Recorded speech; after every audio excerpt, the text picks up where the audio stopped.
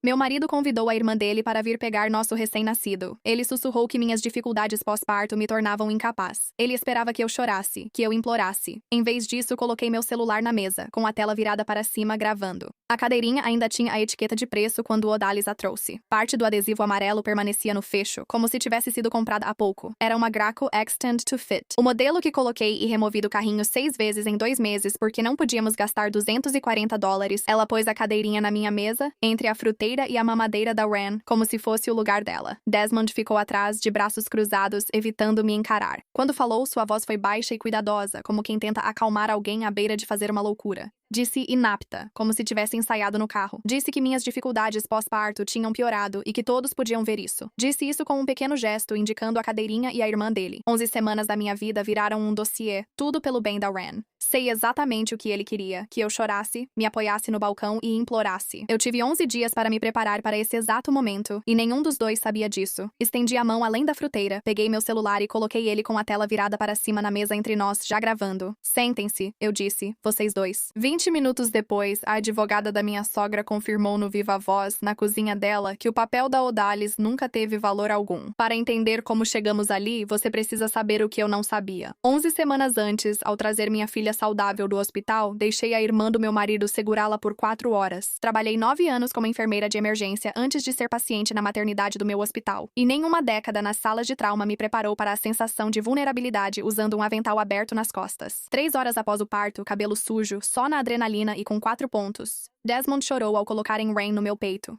Foram as primeiras lágrimas que vi dele em 4 anos. Lembro de pensar, de forma boba, que esse era meu momento mais seguro na vida. Desmond gerenciava a Larkspur, padaria fundada por sua mãe, Petronella, em 1994, que cresceu de uma loja alugada para 3 filiais e fornecia metade das cafeterias do condado. Isso pagava o financiamento da nossa casa, comprou o berço e o carrinho de bebê, 9 meses de pré-natal sem cobertura total do seguro. Petronella fazia questão de lembrar disso, não precisava nem falar. Era simplesmente um fato do qual todo mundo na família mantinha uma distância cuidadosa e respeitosa. Como você faria ao contornar um cachorro que ainda não mordeu ninguém? Desmond sempre foi o filho mais quieto de Petronella. Chegava cedo para ajudar no estoque e nunca pedia nada em troca. Eu amava isso nele antes do nosso casamento. A estabilidade, o jeito como ele absorvia a atenção ao invés de aumentá-la. Levei quase todo o nosso casamento para perceber que a estabilidade tinha um preço. Em 34 anos, ele nunca disse não à mãe em nada importante para ela. Ele não era exatamente covarde. Ele nunca teve que enfrentar o peso dessa palavra antes.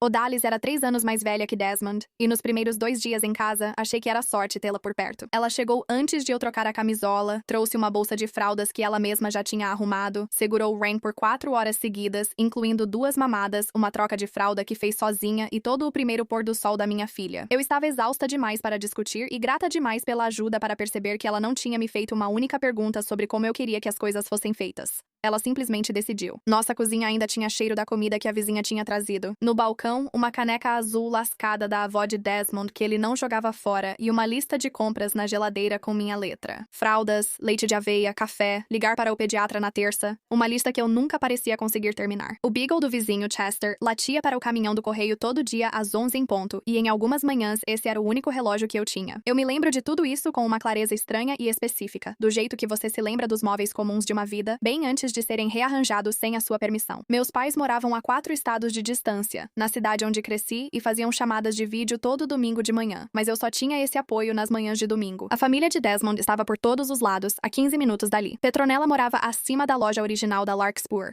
Odalis em uma casa alugada a 2 ruas da padaria. Primos espalhados pelos mesmos CEPs há 3 gerações. Ao casar com uma família que vive num raio de 6 quarteirões desde antes de construírem a rodovia, você não se casa só com uma pessoa, mas com todo o bairro. No começo, repeti isso para me consolar e por muito tempo acreditei. Ignorei esse papo de 4 horas, achando que era a empolgação de tia nova e que logo ela enjoaria. Mas ela não enjoou e voltou nos dias seguintes. Ela reorganizou o quarto do bebê para melhorar a circulação de ar enquanto eu tomava banho, mudando o berço para cerca de 1,80 m de distância de onde o cabo do monitor podia alcançar. Ela levava um caderno na bolsa para cronometrar minhas mamadas até o minuto. Quando perguntei o motivo, respondeu que alguém precisava acompanhar os padrões, como se minha pergunta fosse estranha. Eu pensava que mães de primeira viagem eram vigiadas e julgadas por todos e que era só a família se metendo demais, não perigosa. Minha vizinha Corine me abordou na caixa de correio para saber se eu estava bem, pois Odalis comentou em um churrasco de bairro que nem fui que eu parecia estranha. Corine disse isso com carinho. Fiquei ali parada, segurando um monte monte de correspondência inútil e senti meu rosto esquentar de uma raiva que eu ainda nem sabia nomear.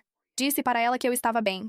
Não consegui dormir naquela noite. Dias depois, vi Odalis fotografando o interior da nossa geladeira com o celular, de forma rápida e profissional, como quem documenta uma cena de crime, não como quem confere o que uma amiga precisava do mercado. Perguntei o que ela fazia. Odalis respondeu que só fazia uma lista e escondeu o celular antes que eu visse. Pensei que ela era eficiente e prestativa. Só muito mais tarde me ocorreu perguntar para quem aquela foto da minha geladeira realmente era. Após 3 semanas, acordei de um cochilo tão profundo que me deixou desorientada, sem saber se dormi por 20 minutos ou 2 horas. A casa estava silenciosa como nunca para uma nova mãe.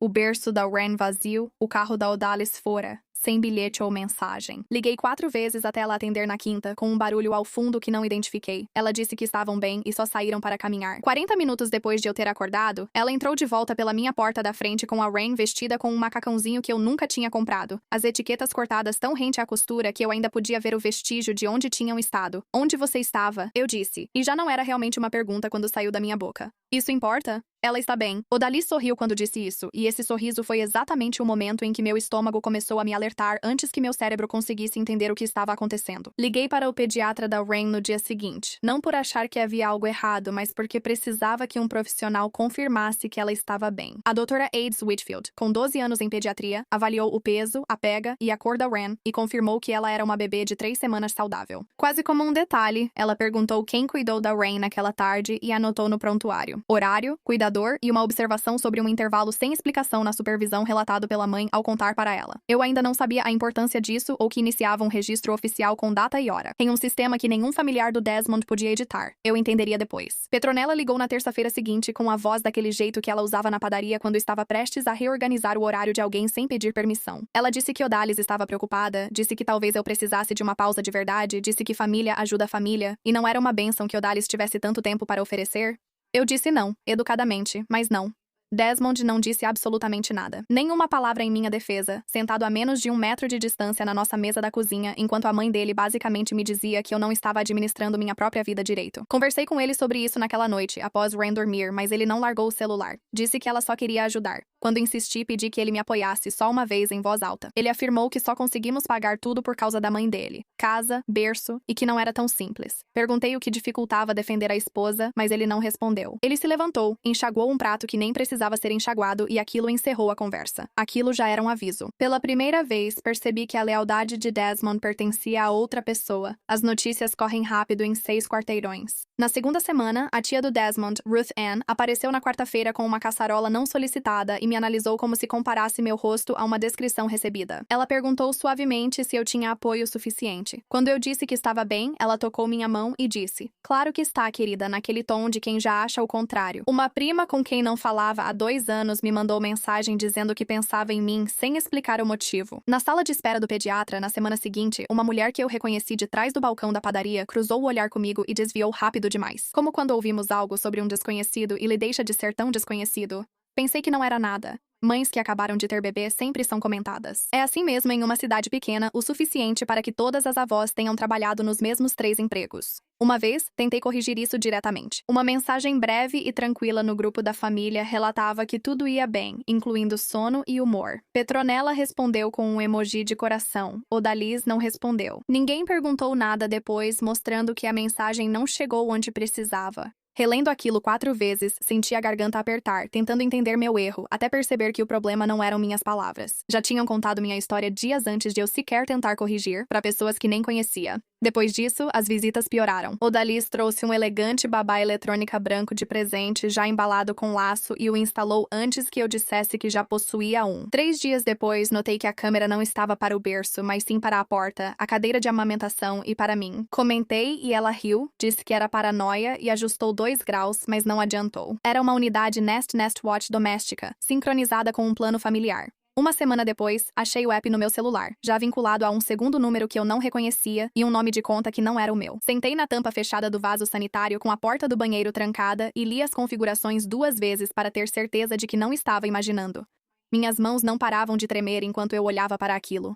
Ela começou a deixar folhetos no balcão. Psicose pós-parto, impressa em fonte suave sob a fruteira, como se fosse uma receita deixada pra mim. Quero ser honesta sobre isso. A psicose pós-parto é real, rara e assustadora. E nada do que eu realmente sentia, exausta, furiosa, privada de sono, totalmente lúcida, se parecia com isso. Mas esse não era o objetivo dos folhetos. O objetivo era tê-los em casa, datados caso alguém precisasse dizer que tentou me alertar. Sozinha às 3 da manhã, com Hannah dormindo no meu peito, li um deles inteiro e por cerca de 90 segundos realmente questionei se estavam certos sobre mim. Olhei para minha filha, para minhas mãos firmes e joguei o panfleto no lixo. Quero ser honesta sobre esses 90 segundos, pois é a parte de tudo isso da qual menos me orgulho. Uma mentira pode soar verdadeira se repetida por muitos quando você está exausta para contestar. Nessa época, Odalis disse algo que só compreendi bem mais tarde. Perguntei, cansada e ríspida, por que ela ligava tanto para o tipo de mãe que eu era. Ela ficou imóvel por um segundo e disse, você não imagina como decidem rápido que você não é apta a ficar com o próprio filho. A voz dela tinha um tom que eu nunca tinha ouvido antes. Sumiu tão rápido quanto apareceu.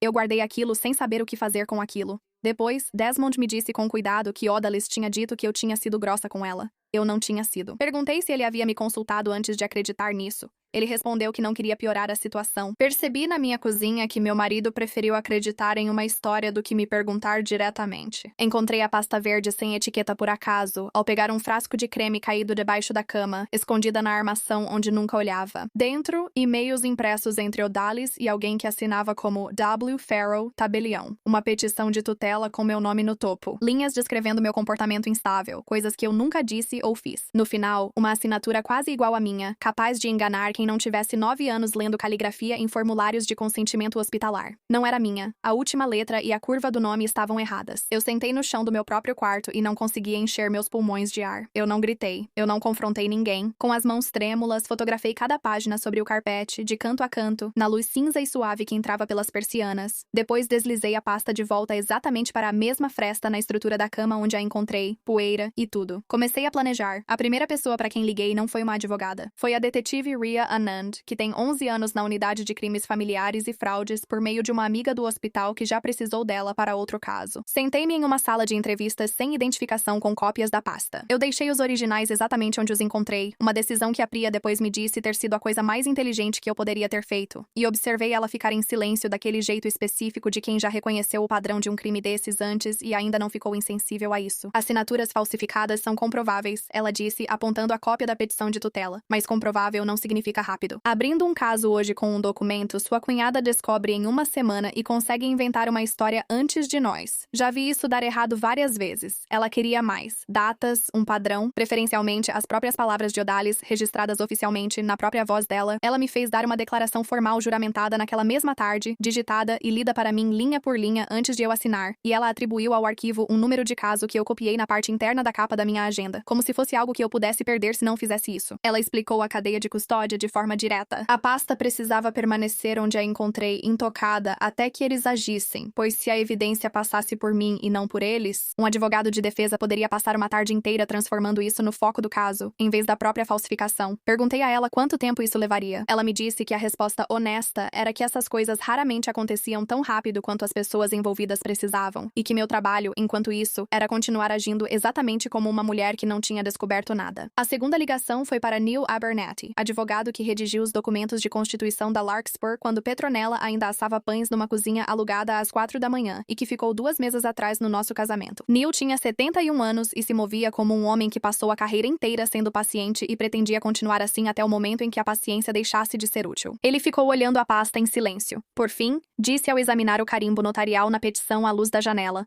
não conheço esse nome. Após 22 anos cuidando da papelada da família, nunca ouvi falar de Wendell Farrell. 2 dias depois, ele ligou do escritório e confirmou as suspeitas de Priya. A autorização notarial de Wendell Farrell havia sido revogada 8 meses antes, após uma investigação estadual sobre carimbos fraudulentos, e naquele momento era alvo de uma denúncia formal no órgão de registros do condado. Seja lá o que Odalis achasse que aquele documento fazia, ele nunca foi legal. Era apenas papel caro com linhas. Perguntei a Neil, sentada diante dele com um café que eu nem bebi, por que ele me ajudava ajudava em vez de ligar para a Petronella. Ele me encarou por um tempo. Porque a Petronella me contratou para proteger esta família, não quem grita mais, ele disse. Ele fez questão de me dizer mais de uma vez que o contrato dele era tecnicamente com Larkspur e com Petronella, não comigo, e que tudo o que ele confirmasse eventualmente teria a obrigação de contar para a cliente dele de verdade. Eu disse que tudo bem. Eu não estava tentando esconder isso da Petronella para sempre. Eu só precisava que ela soubesse disso pelas provas, e não primeiro pela filha dela. Naquela semana, adquiri um segundo app de monitoramento, vinculado só ao meu celular e oculto em uma pasta chamada Receitas, gravando áudio quando Odalis ou Desmond estavam em casa. Eu odiava isso. Parecia algo pelo qual eu teria julgado outra pessoa antes de entender como era precisar disso. Eu deixei Odalis continuar visitando. Eu deixei ela continuar conversando. Assenti enquanto ela dizia, numa quarta-feira à tarde com Rain dormindo em seu ombro, que nossa filha merecia uma mãe que realmente a quisesse. Palavras que eu nunca dei motivo para ela acreditar, vindas de um lugar em Odalis que eu ainda não compreendia totalmente. Poucos dias depois, Desmond sugeriu em nosso quarto que ficar algumas semanas separados ajudaria todo mundo. A voz dele soava tão razoável que me dava arrepios. Ouvi Petronella numa ligação da qual eu não deveria participar, soando realmente incerta. Não gosto disso, Odalis. Quero registrar. Percebi que, fosse o que fosse que estava por vir, ao menos uma pessoa ali não sabia de tudo. Essas 2 semanas ainda são a parte mais difícil de explicar. Preparei almoço para Odalis 2 vezes. Deixei ela pintar as unhas da minha filha de coral suave e postar com legenda sobre ser tia. Curti a foto do meu celular 40 minutos depois, pois não curtir seria outro tipo de sinal. Eu amamentei Ren às 2 da manhã, fazendo cálculos na minha cabeça sobre números de processo e depoimentos juramentados em vez de dormir quando ela dormia. Livros e enfermeiras do meu antigo setor aconselham novas mães, mas ninguém diz o que fazer quando não é o bebê que te mantém acordada. Minhas mãos seguiam firmes diante dos outros. Só quando eu estava sozinha no chuveiro, com a água alta o suficiente para abafar tudo, é que eu deixava qualquer coisa aparecer. Teve uma tarde em que eu quase perdi o controle de tudo. Odalis pegou meu celular do balcão para olhar as horas enquanto eu estava com as mãos ocupadas trocando a fralda, e eu vi o polegar dela pairar a pouco mais de 1 centímetro da pasta chamada Receitas, antes que Ren começasse a chorar, e ela largasse o celular para ajudar. Eu não consegui respirar direito por 1 hora depois disso. Naquela noite, transferi as gravações do celular para uma conta que só eu podia acessar e comecei a deixar meu celular em outro cômodo sempre que ela vinha me visitar. Um hábito que disfarcei como esquecimento pós-parto, o que, considerando os folhetos no meu balcão, ninguém naquela casa se sentiu inclinado a questionar. Descobri qual era a história da Odalis por acaso, ouvindo o fim de uma ligação entre ela e a mãe, que eu não deveria ter escutado. Um menino chamado Milo, agora com 11 anos, vive a 3 estados de distância com o pai, um nome que eu nunca tinha ouvido em 4 anos de festas em família. Odalis só ficava com ele até 6 noites por ano desde uma audiência sobre a guarda aos 4 anos, depois de uma internação psiquiátrica involuntária que a família não comentava. A voz de Petronella ao telefone era suplicante, não autoritária, um tom inédito para mim. Você não vai recuperá-lo tirando dela, querida. Não é assim que funciona. E então um silêncio. Suponho que Odalis respondeu algo que nunca ouvi. Entendi, de forma ainda mais triste, mas não perdoável, o que ela pensava estar fazendo com minha filha. Ela não queria machucar Ren. Ela estava tentando recuperar uma versão da maternidade que um tribunal já tinha decidido que ela havia perdido. Em meio aos destroços dessa decisão, ela passou a acreditar que eu apenas atrapalhava algo que devia ter sido dela desde o começo. Que se ela conseguisse provar que uma mãe era inapta, isso ajudaria a provar que a outra não tinha sido. Isso não tornava a assinatura falsificada legal. Isso não tornava o monitor apontado para a minha cadeira aceitável, mas ao olhar nos olhos dela, vi que não era um monstro. Eu estava olhando para alguém que tinha construído toda uma justificativa a partir da própria dor, tijolo por tijolo, até que ela não conseguia mais enxergar o muro pelo que ele realmente era. Priya tinha sido específica sobre o que ela precisava antes que qualquer coisa se sustentasse. Pelo menos 3 ocorrências separadas em dias diferentes mostrando intenção, e não apenas uma tarde tensa que alguém pudesse explicar como luto ou pânico. Por isso, esperei e fui coletando. No final das contas, a parte de trás da minha agenda tinha uma lista que não parecia em nada com uma lista de compras, e sim com um dossiê. 14 de junho, cozinha, Odalis, merecia uma mãe que realmente a quisesse. 19 de junho, quarto, Desmond. Algumas semanas separados ajudariam todos. 21 de junho, ligação na garagem. Petronella, sem saber, não gosto disso, quero registrar. 3 situações distintas, em 3 dias diferentes, exatamente o que Priya tinha pedido. Na segunda semana, ela disse que já havia material para denunciar falsificação, mas que o timing era importante. Se eu quisesse resolver isso discretamente, de uma forma que nunca transformasse minha filha em manchete, eu precisava controlar quando isso aconteceria, em vez de reagir ao momento que Odalis decidisse agir. Logo descobri quando seria. 10 dias depois, ouvi Desmond e sua mãe sussurrando ao telefone na garagem sobre algo para quinta-feira. Não precisei adivinhar. Liguei para Priya naquela noite e disse: Quinta-feira. Ela disse que estaria 2 ruas acima a partir das 6 e que, com meu sinal, levaria até 4 minutos para chegar. Quinta-feira chegou cinzenta e comum. Alimentei Ren às 5. Vesti nela o macacão amarelo com patinhos, seu de verdade, e fiquei no sofá até minhas mãos pararem de tremer para segurar algo mais afiado que uma colher. Desmond chegou às 5h40. Ele falou pouco, mas isso já dizia tudo. Às 5h55, o carro de Petronella entrou na garagem. Ela veio para apoiar, o que já entendi ser um código para testemunhar a favor dos filhos, independentemente do que visse. Às 6 em ponto, Odalis entrou sem bater, de casaco e com o bebê conforto Graco na mão, como se buscasse lembrancinhas de festa em vez da minha filha. Desmond disse, de braços cruzados e olhando acima do meu ombro, que acham ser o melhor. Olhei para Odalis, para o bebê conforto e para meu marido, que deixou a irmã comprar um bebê conforto para minha filha antes que qualquer um dos dois me fizesse uma única pergunta sobre aquilo. Meu coração batia tão forte que parecia subir a garganta. Deixei o celular na mesa, tela para cima, gravando. Você tem 2 opções, eu disse, com a voz mais firme do que me sentia, o que já era um milagre. A sala ficou tão silenciosa que ouvi o garfo da Petronella parar no prato. Opção 1, eu disse. Você sai agora, Odalis, e não volta mais. Desmond liga para sua mãe amanhã e conta o que tem na pasta sob nossa cama. Odalis riu de verdade, como se fosse absurdo.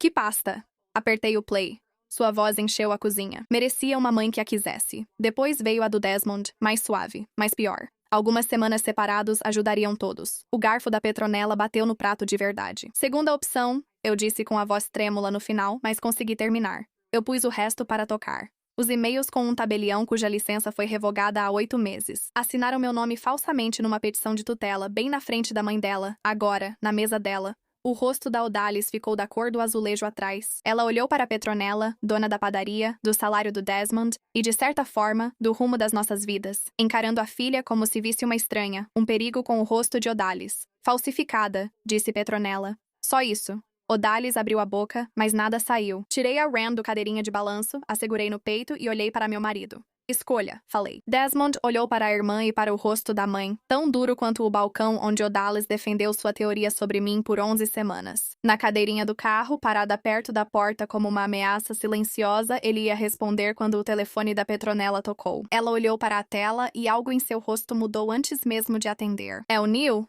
Ela disse, e colocou no viva voz sem pedir, o que foi a atitude mais honesta que vi dela à noite. A voz de Neil era plana e cautelosa, típica de advogado ao dar más notícias sem piorar a situação. Ele contou a Petronella que ligava porque prometeu avisar assim que acontecesse. Uma denúncia de falsificação foi registrada no escritório do promotor naquela manhã, citando Odalis. Wendell Farrell, cuja licença de notário foi revogada há 8 meses e já estava sob investigação pelo escrivão do condado. Ele afirmou que as acusações analisadas eram falsificação e tentativa de transferência ilegal da guarda de um menor. Considerando a comissão revogada, o escritório do promotor tratava aquilo como parte de um padrão, não como um caso isolado. Ou seja, investigavam se era a primeira vez que o carimbo de Farrell era usado assim ou apenas a primeira vez que alguém notava. Petronella deixou o telefone no balcão, com a tela ainda acesa e a voz de Neil ainda soando, e ninguém se moveu na cozinha. Alguém bateu na porta. Eu não contei para Desmond sobre Priya, nem para Petronella. Dei a palavra quinta-feira para uma pessoa, que prometeu 4 minutos e foram mais para 3. Odalis se virou rapidamente para o som, como um animal que acabou de ouvir uma armadilha se fechar, e por um instante percebi que ela avaliava se ainda podia escapar daquela situação com conversa. Não podia. A detetive Priya Anand apareceu na minha porta com um distintivo e a mesma voz calma do interrogatório, pedindo que Odalis saísse para responder perguntas sobre uma denúncia feita naquela manhã.